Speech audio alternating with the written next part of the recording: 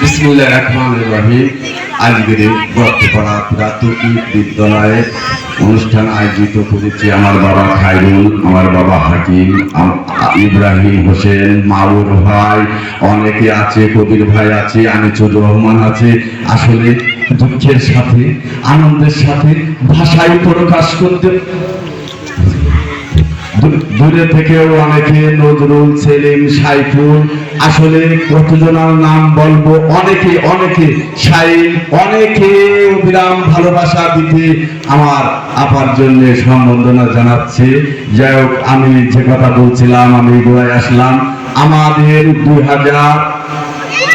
1992 সাল থেকে যে আমাদের ম্যাডাম 2025 পর্যন্ত দত্তপাড়া প্রাথমিক বিদ্যালয়েতে একা টানা একাধারিত হবে, সে সবার ভালোবাসার মধ্যে সবার মধ্যমণি হয়ে আছে।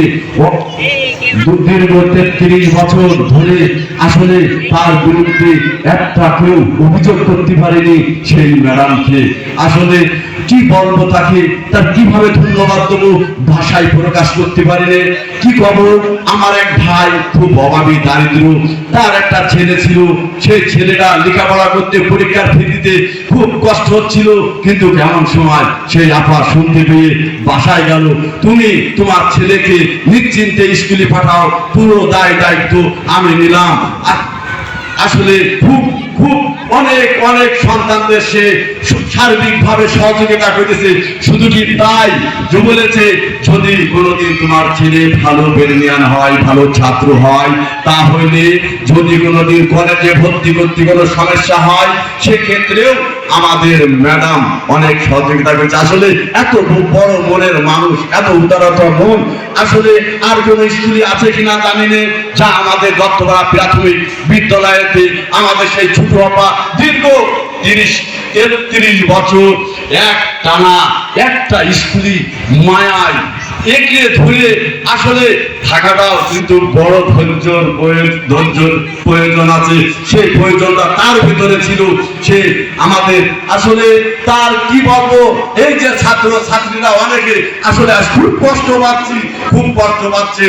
দেখো, অনেক দূর থেকেও তারা আমার লাইভ দেখছে, আমার সবকিছু শুনছে, তারাও কিন্তু একের পরে এক ফোন দিচ্ছে বাবা শাহজালালের কাছে, বাবা হাকিমের কাছে, বাবা ইব্রাহিমের কাছে, মামুর ভাইয়ের কাছে, কবির ভাইয়ের কাছে, যে অনুষ্ঠান যেন ভালো হয়। আসলে ছুটি কাটায় আমরা আসতে পারছি না, কিন্তু তোরা আমাদের কাজটা তোরাই করবি দোষ। আসলে কি পাবো, আমাদের ছোট আপা আমাদের কাছে আপা ছিল, আমাদের সন্তানদের কাছে সে গুরু, সে বিশ্বর একটা জনক।